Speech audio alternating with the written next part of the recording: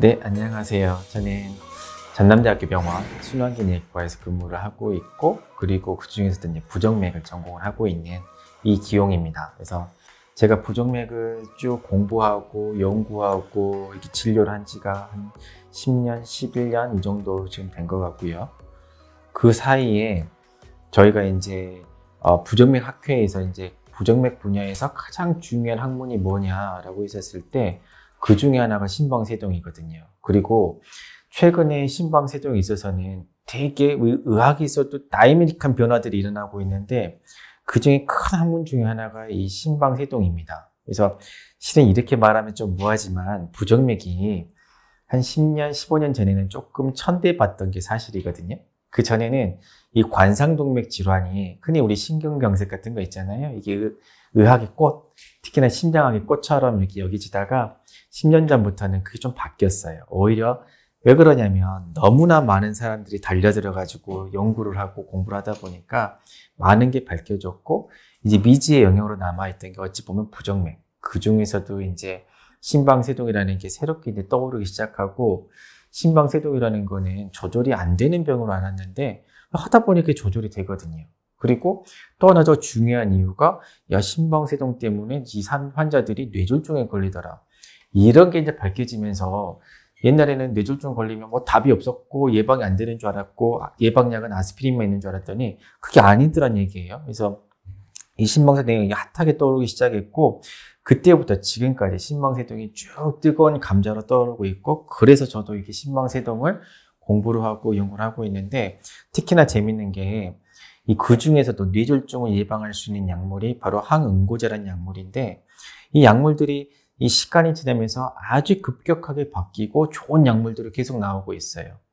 그러다 보니까 여기 이제 처음 나올 때는 미국하고 유럽에서 주로 나오게 되는데 우리나라 환자들한테 써보니까 점점점 경험이 쌓이게 되고 우리나라 환자들에 의한 데이터들이 쌓이게 되는 거거든요. 이런 것들이 쌓이면서 이제는 우리만의 가이드라인, 즉 진료 지침이 필요한 게 아니겠느냐라고 해가지고 이 부정맥 학회에서 중심으로 해가지고 이 항응고제 진료 지침을 만들고 있습니다.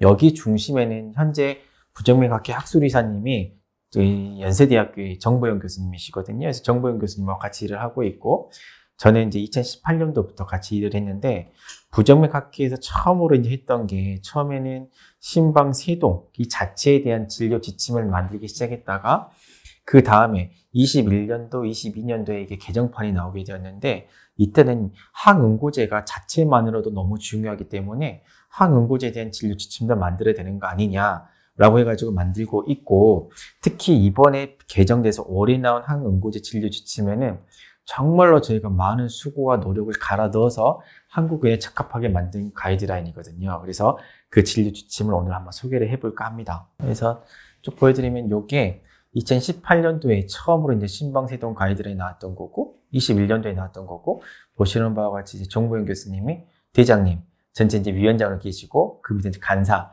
제가 전체 원고도 받고 원고 편집도 하고 틀린 부분 고치고 혹시나 나머지 이제 위원 교수님들하고 회의할 일이 있으면 이런 부분들은 어떻게 생각하는지 제가 중간에서 중재를 해서 마지막 이제 출판까지 담당했던 간사 역할을 하고 있고 그래서 18년도부터 다 제가 같이 정보영 교수님과 같이 하고 있고 여기 이름이 하나 더 있어야 되는데 실은 이 옆에 나와 있네요. 이정명 교수라고 있습니다. 경희대학교에 이정명 교수와 같이 일을 하거든요.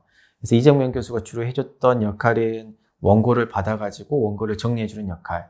나는 그거를 일목요연하게 정리를 하고 이제 컨플릭이라고 그러잖아요. 이게 서로 얘기가 다른 거, 교수님마다 의견이 다른 거 이런 부분들을 만들어가지고 전체 교수님들한테 뿌리고 다시 수합하는 그런 역할을 했었습니다. 그래서 2018년도에 저희가 야심차게 있었고 2022년도에 올해 새롭게 나왔는데 새롭게 나오면서는 되도록이면 잘 만들자.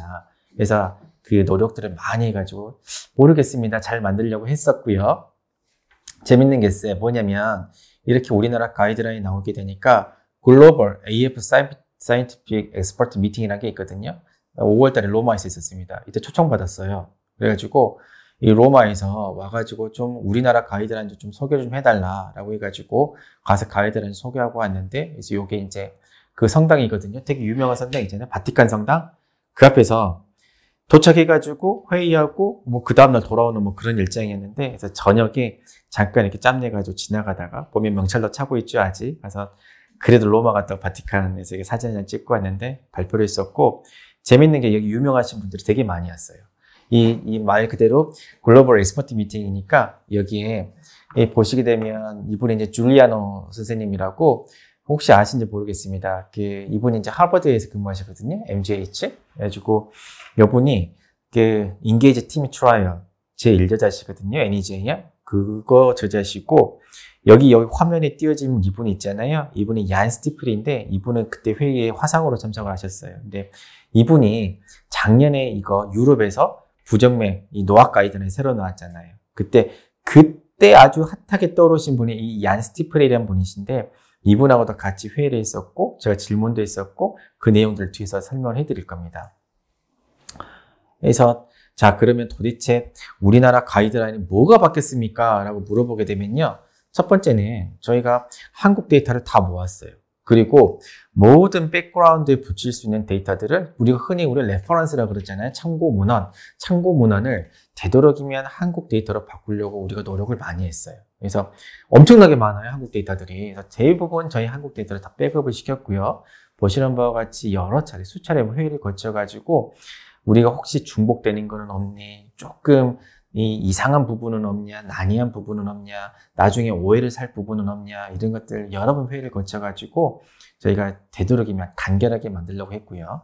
또 하나는 전에 나오는 가이드라인 말고 최근에 나오고 있는 빅 아티클들이 있거든요. 최근에 뜨겁게 떠오르고 있는 새로운 최신 내용들까지 저희가 담아보려고 노력을 했습니다. 그래서 이렇게 리스트업을 쭉 했어요. 우리나라 논문들을, 외국 논문도 좀 리스트업을 하고, 그래서 이 수백 개의 논문들을 리스트업을 해가지고 어떤 걸 레퍼런스로 붙여줄 건가 이렇게 했고, 어쨌든 중요한 내용은 우리나라에 있는 데이터들을 쭉 붙여줬다. 이게 가장 중요한 내용 중에 하나겠습니다.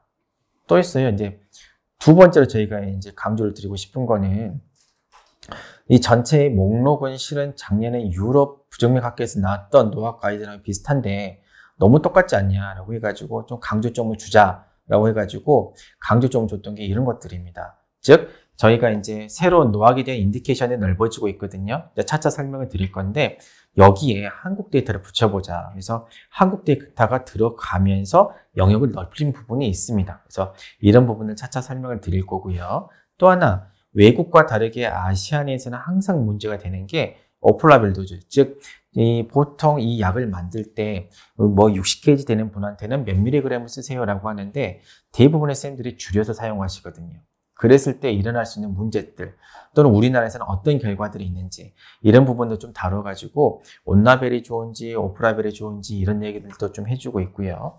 또 개원과에서 중요한 얘기죠. 수술을 하거나 이 프로세스를 하게 될 때 노악을 얼마나 끊어야 되는지, 이런 부분도 좀 다뤄주고 있고, 또 재밌는 걸 좀 다뤄야 되겠더라고요. 그래서 좀 이런 내용들도 같이 넣어주게 됐는데, 코로나 되게 유행하잖아요. 그래서 이 코로나 시대, 지금 다시 재유행한대요, 코로나가. 그래서 이 재유행하는 시기에 도대체 우리는 노악을 어떻게 써야 돼? 또는 팍슬로비드라 해가지고 먹는 코로나 약제들이 나오고 있는데, 그때 노악하고는 분명히 들어오고 인터랙션이 있을 것 같은데 어떻게 해야 되는지, 이런 얘기도 좀 해주고 있고요. 또 고혈압하고 당뇨병이 있거나 또는 신부전이 있거나 이럴 때 도대체 노악은 어떻게 쓰는 거고 노악이 뭐가 좋은 건지, 여기 대해서 좀 특수한 상황들까지 같이 다루고 있습니다. 또 있어요. 세 번째 특징으로 하게 되면요. 되도록이면 노악 가이드를 하나만 봤었을 때 우리는 노악에 대한 모든 내용을 다 알도록 하자라고 해가지고 올인원을 꿈꿨거든요. 그래서 되도록이면 노악에 관련된 내용을 다 넣어주려고 했습니다. 실은 이 노악에 관련된 부분들이 신방세동 진료 지침에다 퍼져 있거든요. 거기에 있을 수밖에 없는 거잖아요. 노악이 진료의 기본이 되니까. 그래서 그쪽에 있는 것 중에서 중요한 건 끄집고자. 그래서 이 책 하나만 보면 노악을 다 알 수 있게끔 하자라고 해가지고 이렇게 표도 저희가 예쁘게 다시 만들었고, 우리나라 쌤들하고 컨센서스, 즉 합의를 이뤄가지고 이런 표도 만들어가지고 되도록이면 하나로 이 책 한 권으로 모든 노악을 다 볼 수 있도록 하자라고 해가지고 만든 게 이번 KHRS 노악 가이드라인의 특징이 되겠습니다. 그래서 제가 강조 드리고 싶은 것 중에 하나가, 저희 가이드라인에 들어간 것 중에 하나가 뭐가 있냐면요. 이게 있거든요. 보게 되면 영어로 써져 있긴 한데 먼저 다 이제 쌤들이시니까, 이 가이드라인이 요즘에 특히 강조가 되고 있는 게 엔티코아귤레이션을 하지 말아야 될 환자와 해야 될 환자를 구분을 하라는 건데 하지 말아야 될 환자에 대해서 제가 한번 준비를 해봤거든요. 실제로 제 환자입니다. 그래서 이 문제를 좀 설명을 드리게 되면 64세 여성분이셨고요. 페록시스마 AF고 가슴이 뛰어졌고 언더라인이 아무것도 없어요. 어제도 한번 가슴이 뛰시는 분이고 초음파를 봤더니 초음파도 괜찮고요. 그리고 랩을 봤더니 랩마저도 괜찮아요. 아주 괜찮죠. 그래서 이분의 이 스트로크 리스크가 얼마입니까? 체드 베스크 스코어를 계산해 해보세요 라고 하게 되면 이분은요 여성이란 것 말고는 아무런 리스크 팩터가 없습니다. 1점입니다. 그래서 여성 1점인 경우는 이런 경우는 이 엔티코아귤레이션을 하지 말아야 되는 인디케이션에 포함이 되는 거거든요. 그래서 이 환자한테 그럼 과연 우리는 엔티코아귤레이션을 처방을 해야 되느냐? 뭐 에독사반을 줄래? 아스피린을 줄래? 와파린을 줄래? 또는 아스피린 하나로 몰아짜라니까 아스피린에다가 클로피드골을 줄래? 라고 물어보게 되면 이런 경우는 주지 말아야 된다 답입니다. 줄 필요가 없는 거거든요.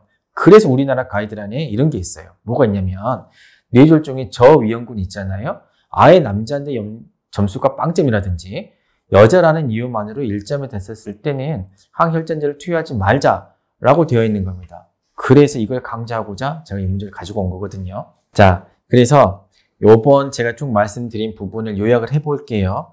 그래서 우리나라 KHRS 대한부정맥학회 2022년도 노학 가이드라인의 특징이 뭡니까? 라고 하게 되면요. 첫 번째는 코리안 데이터를 전부 백업을 시켰습니다. 좋지요. 두 번째는 우리나라 현실에 맞게 옵티마이징을 시켰습니다. 꼭 필요한 건데 그래서 용량별에도 우리가 좀 옵티마이징 시켰고 치료나 인디케이션 쪽에서도 옵티마이징 시켰고요. 그리고 되도록이면 노학에 대해서 공부를 하고 싶다라고 했었을 때는 또는 우리가 좀 근거 자료를 찾고 싶다라고 했었을 때는 올인원 이거 하나만 보면 되게끔 해놨고요. 또 이 가이드라인을 가지고 있는 큰 의미 중에 하나가 아시아 쪽에서는 대표적인 이제 가이드라인이 됐습니다. 옆나라 일본도 없고 타이완도 없거든요. 우리나라가 유일합니다. 멀리 이제 캐나다, 미국, 유럽은 있지만 아시아권에서는 아마 우리나라가 최초일 것 같고요. 그러다 보니까 되도록이면 잘 만들고 싶었어요. 그리고 어디 내놨을 때 외국에 내놨을 때 욕먹지 않게끔 하고 싶었고 그만큼 우리나라 지위가 올라갔고 이제는 우리나라 가이드라인을 가지고 외국인들하고도 동시에 얘기할 수 있는 그런 입장이 될 만큼 이 가이드라인을 갖는 위치가 크겠습니다. 제가 실은 저도 유튜브 채널을 하고 있고 저는 두근두근 홍닥터라는 채널을 하고 있거든요. 그래서 제가 처음에 이걸 했던 거는 우리 환자분들하고 소통하고 우리 학생들하고 소통하기 위해서 유튜브를 했던 거고요. 진료실에서 환자분들한테 다 들려주지 못했던 이야기 또는 학생들한테 수업 시간에 다 하지 못했던 이야기들을 하려고 유튜브를 하고 있고 하다 보니까 이렇게 환자분들한테 주로 이렇게 시술을 하고 났었을 때 또는 질병에 대해서 궁금한 심장 이야기도 물어볼 수도 있고요. 그 다음에 학생들 되게 궁금하고 많이 어려워하거든요. 실제로 다른 분들도 되게 어려워하고 신전도 얘기만 나오면 도망가거든요. 그래서 어떻게 하면 쉽게 해볼까라고 해가지고 이거 저희 학생들하고 찍었습니다. 그래서 우리 학생들한테 이해시킬 수 있으면 이거면 성공한 거다라고 해가지고 심전도 이야기도 되도록이면 쉽고 간단하게 풀어보고 있고요. 또 이렇게 의료인들을 위해서 전문 심장 이야기들도 좀 해주고 있습니다. 그래서 아마 제 유튜브에 들어오시게 되면 이 심장, 특히 부정맥이나 심전도 쪽에서는 아주 좋은 지식들을 많이 얻어가실 거예요. 꼭 두근두근 홍닥터 한번 들어와 보세요. 자, 그러면 제가 이제 1편에서 이제 말씀드릴 수 있는 내용은 저희가 이제 대한부정맥학회 2022년도 가이드라인이 나왔는데 여기에 대해서 뭐가 바뀌었는지 쭉 설명을 드렸습니다. 그래서 우리나라 이 가이드라인이 갖는 위치가 아주 높아졌다라고 말씀드릴 수가 있고 이제 진짜 본격적으로 2편부터 들어가 볼 거예요. 도대체 뭐가 바뀐 거고 어떻게 우리가 노학을 써야 되는 건지 한번 본격적으로 살펴보도록 하겠습니다.